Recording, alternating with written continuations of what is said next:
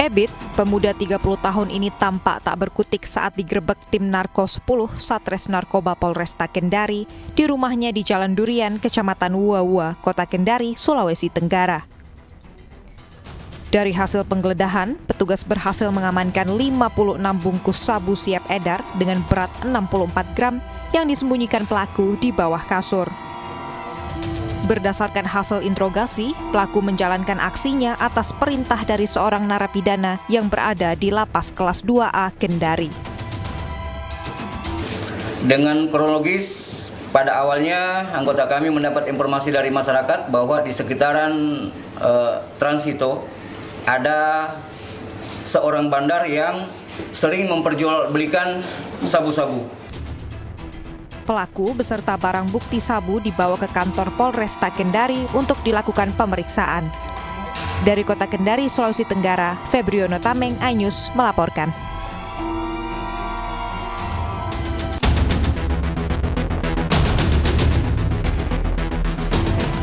Pemeriksaan ancaman netizen terhadap calon Presiden Anies Baswedan di media sosial berbuntut panjang. Kadif Humas Polri menyatakan telah menangkap dan mengamankan pelaku.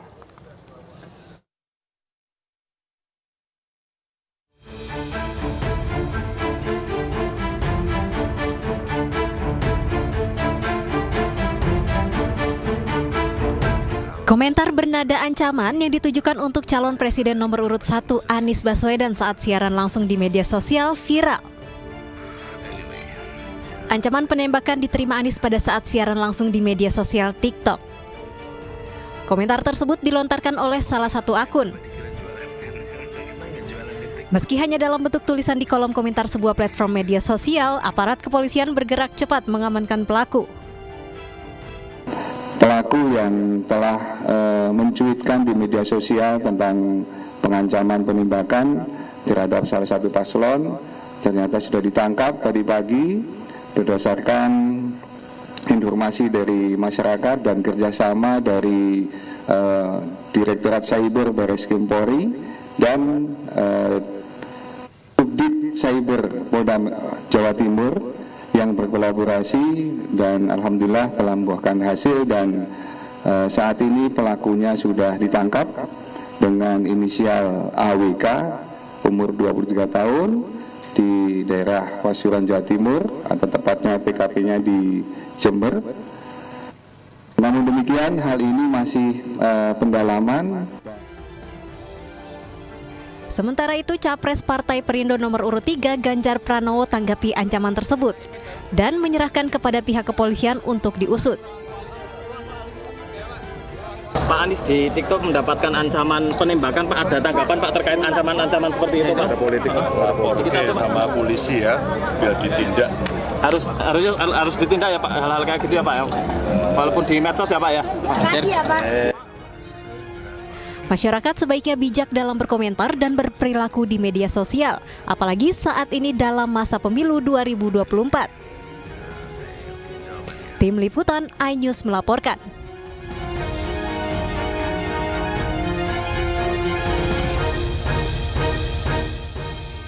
Kita beralih ke informasi politik jelang Pilpres 2024. Pemirsa, Bawaslu Aceh Singkil bersama Satpol PP menertibkan APK yang melanggar aturan.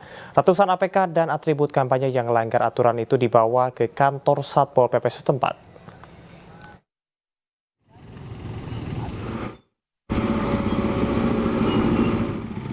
Ratusan alat peraga kampanye dan atribut kampanye yang dipasang pada zona terlarang dan melanggar aturan ditertibkan oleh Bawaslu Aceh Singkil dan Satpol PP Aceh Singkil. Penertiban itu dilaksanakan sejak Kamis lalu dan rencananya akan berlangsung selama 3 hari ke depan dengan dibagi menjadi 2 tim terpisah. Penertiban dilakukan terhadap berbagai jenis alat peraga kampanye seperti baliho, banner, dan bendera yang dipasang tanpa mengikuti aturan yang berlaku. Dalam 2 hari saja, petugas telah berhasil menertibkan setidaknya ratusan APK dari berbagai partai politik, calon legislatif, hingga pasangan calon presiden dan wakil presiden. Pelanggaran pemasangan yang paling banyak ditemukan petugas diantaranya pemasangan pada pohon, tiang-tiang listrik atau telkom, serta jalan protokol. 3 hari dimulai dari kemarin. Namun ternyata banyak sekali yang melanggar peraturan PKPU tadi. Terutama yang banyak itu di pepohonan dan tiang listrik yang betul-betul sifatnya sangat mengganggu. Sementara alat peraga yang ditertibkan itu akan dibawa ke gudang Satpol PP Aceh Singkil dan boleh diambil lagi oleh parpol terkait. Dari Aceh Singkil, Suparman, iNews melaporkan. Pemirsa, calon Presiden Partai Perindo nomor urut 3 Ganjar Pranowo bertemu pensiunan ASN, TNI, dan Polri di Surabaya, Jawa Timur. Mereka mengaku siap memenangkan pasangan Ganjar Mahfud di Pilpres 2024.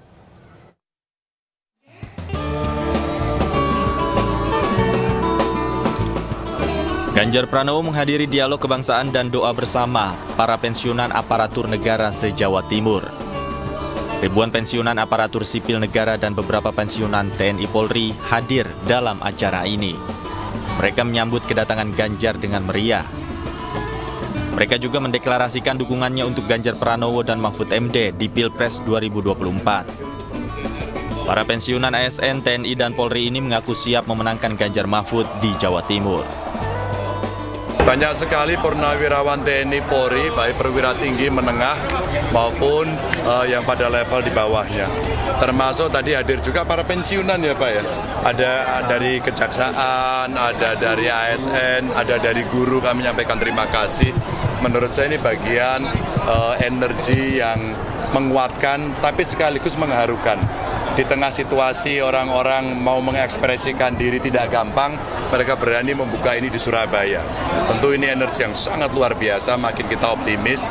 Dan saya senang karena komplit, ada TNI, ada Polri, yang dari seluruh matra lengkap. Inilah yang harapan kita akan bisa betul-betul membantu kami nanti untuk bisa menuntaskan tugas sampai di 14 Februari. Kami terima kasih. Ganjar pun yakin barisan pendukungnya semakin solid. Meski sejumlah tekanan berupaya mengadang pihaknya, namun Ganjar yakin telah berjuang dengan cara yang benar. Tim Liputan iNews melaporkan. Pemirsa, calon Wakil Presiden nomor urut 3 Mahfud MD menghadiri Istighosah Kubro dan Sholawat Kebangsaan di Jatim Expo Surabaya. Mahfud MD juga menerima deklarasi dari relawan yang tergabung dalam Mahfud Guru Bangsa.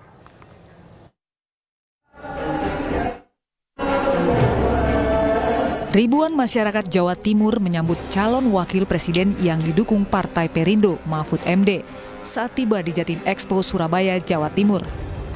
Mahfud juga menyapa masyarakat yang hadir di acara yang bertajuk Istighosah Kubro dan Sholawat. Dalam kesempatan itu, Mahfud MD juga menerima dukungan deklarasi dari masyarakat, yakni Mahfud Guru Bangsa, untuk mendukung Ganjar Pranowo dan Mahfud MD sebagai Capres dan Cawapres 2024. Mahfud menyebutkan guru ngaji banyak mencetak kader-kader hebat yang sudah menjadi pejabat negara, sehingga pengajar agama harus disejahterakan.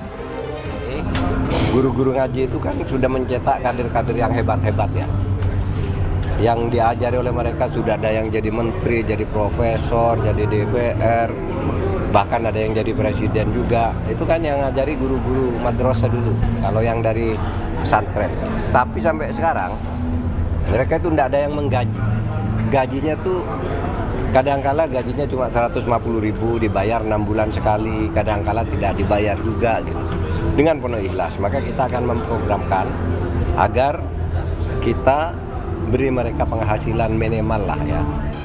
Sementara itu, Dewan Penasihat TPN Ganjar Mahfud Yeni Wahid yang mendampingi Mahfud MD menyampaikan suara Ganjar Mahfud mengalami peningkatan di Jawa Timur karena Ganjar dan Mahfud berkampanye berdasarkan hati, bukan kepentingan. Kita berkampanye dengan riang gembira, dengan berdasarkan hati nurani. Kalau sudah berdasarkan hati nurani, nggak ada bebannya. Ya, karena kita yakin bahwa langkah-langkah kita sudah benar. Karena berdasarkan hati, bukan berdasarkan kepentingan. Mahfud juga mengatakan agar masyarakat tidak menjual hak suaranya saat pemilu demi mendapatkan keuntungan. Dan setiap individu diminta memilih berdasarkan hati nurani. Dari Surabaya, Jawa Timur, Rian Rahman, iNews melaporkan. Ribuan masyarakat Sumatera Utara menyambut kedatangan calon presiden nomor urut 2 Prabowo Subianto.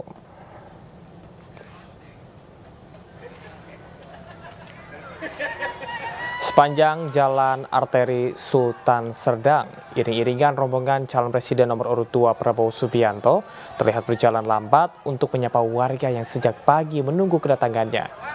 Rencana Prabowo berkunjung ke Sumatera Utara ini untuk menyapa dan berinteraksi dengan masyarakat serta menghadiri rapat konsolidasi partai pendukung se-Sumatera Utara.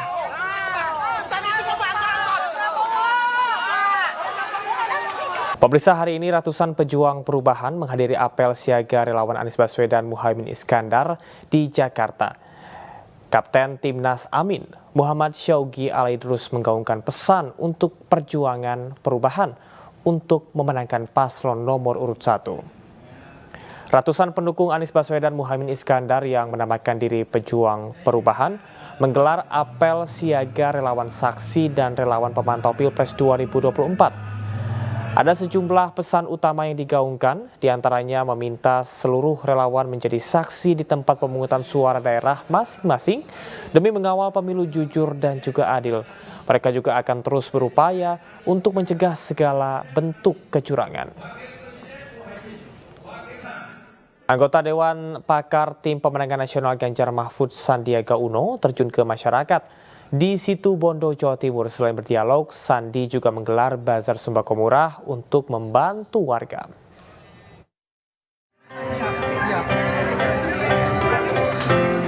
Kedatangan Sandiaga Uno di Gor Baluran, Situbondo disambut para kader dan simpatisan Partai Persatuan Pembangunan atau P3. Dalam acara ini, Sandi yang juga anggota Dewan Pakar TPN Ganjar Mahfud berdialog dengan masyarakat yang dengan antusias menunggu kedatangannya. Dalam pertemuan ini, Sandi Uno juga menggelar acara sembako murah seharga Rp5.000 per paket, berisi beras, minyak goreng, gula, dan bahan pokok lainnya. Program sembako murah bertujuan membantu meringankan ekonomi rakyat. Selain itu, program ini juga diterapkan untuk pemenangan Ganjar Mahfud di beberapa wilayah di Indonesia. Oleh karena itu P3 mendorong kampanye linear di mana Pak Ganjar Pak Mahfud akan terus berjuang untuk ekonomi rakyat kecil, memperjuangkan wong cilik. Izin Bapak, ini kan trennya kalau 3 pasangan itu 2 periode. Untuk optimisme P3 jika 2 periode nanti bagaimana Bapak? 2 putaran ya? Ya, P3 sangat optimis bahwa Pak Ganjar akan melanjutkan ke putaran selanjutnya. Saat berkeliling di sejumlah wilayah, Sandi menerapkan pola kampanye linear, mengajak masyarakat berdialog interaktif dengan riang gembira. Dalam kesempatan ini, tak lupa Sandi juga menjanjikan 17 juta lapangan kerja baru untuk generasi muda sesuai dengan slogan harga murah, kerja mudah, dan hidup berkah. Dari Situbondo, Rizky Amirul Ahmad, iNews memberitakan. Perusahaan Umum Daerah Pembangunan Kota Medan mengakui sejak tahun 2005 belum ada perbaikan apapun di Medan Zoo. Bahkan Medan Zoo belum mengikuti regulasi yang diminta dari BKSDA.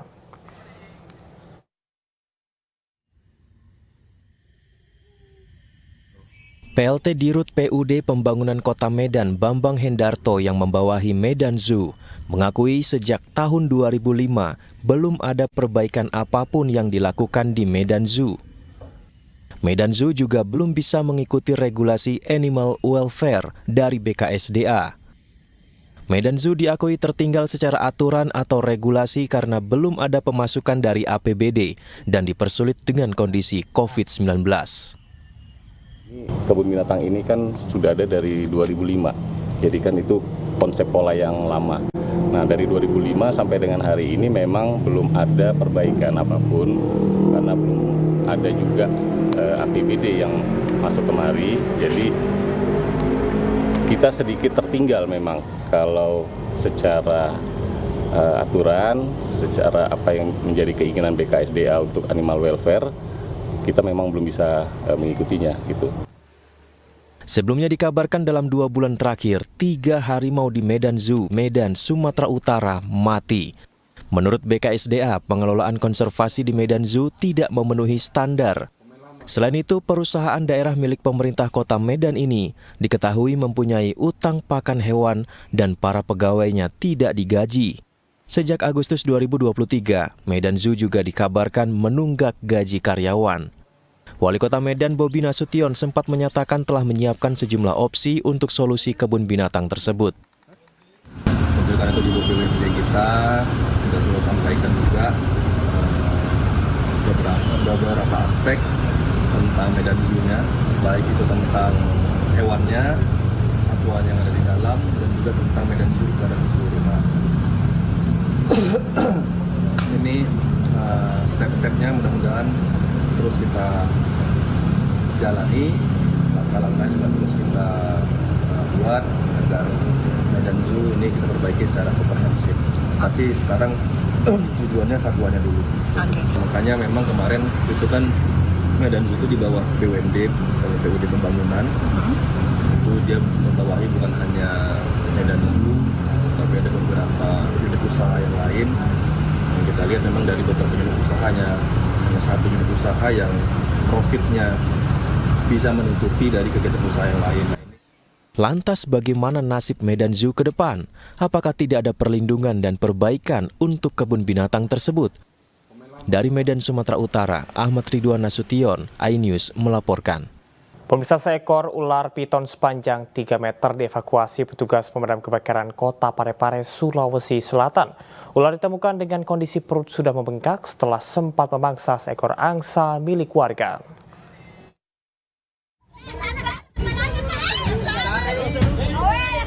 Tim rescue Dinas Pemadam Kebakaran Kota Parepare mengevakuasi seekor ular piton di perumahan Panrita, Kecamatan Baju Gigi, Sulawesi Selatan.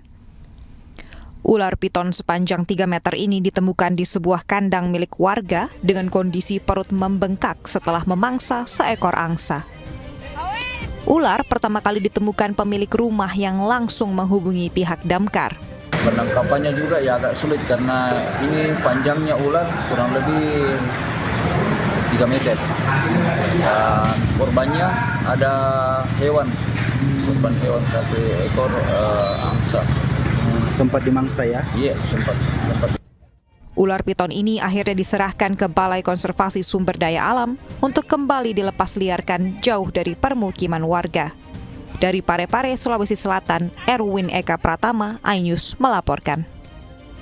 Pemirsa, ribuan umat Muslim menggelar aksi solidaritas untuk Palestina di titik 0 km Yogyakarta.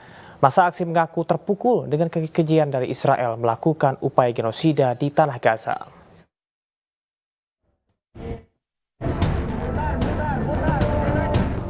Dengan membentangkan dan mengarak bendera merah putih serta bendera Palestina raksasa, ribuan umat Muslim yang tergabung dalam Forum Ukhuwah Islamiyah ini menggelar aksi solidaritas untuk Palestina di titik 0 km Yogyakarta. Bendera raksasa tersebut juga sebagai bentuk dukungan terhadap Palestina. Dalam orasinya, pengunjuk rasa menyatakan selama 100 hari agresi militer Israel telah mengakibatkan puluhan ribu warga Palestina meninggal dunia, di mana banyak diantaranya adalah anak-anak. Aksi 100 hari genosida Israel terhadap Palestina juga digelar serentak warga dari berbagai agama di sejumlah negara di dunia. 10.000 anak-anak, 7.000 wanita, warga-warga sipil, merekalah yang menjadi korban. Merekalah yang menjadi syahid-syahidah yang mempertahankan Baitul Maqdis. Takbir! Sementara itu dalam aksi tersebut, massa menggelar teatrikal yang menggambarkan kekejaman tentara Israel yang telah melakukan genosida atau pembunuhan massal terhadap warga Palestina.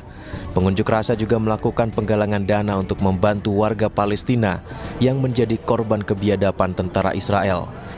Dari Yogyakarta, Gunanto Farhan, iNews melaporkan.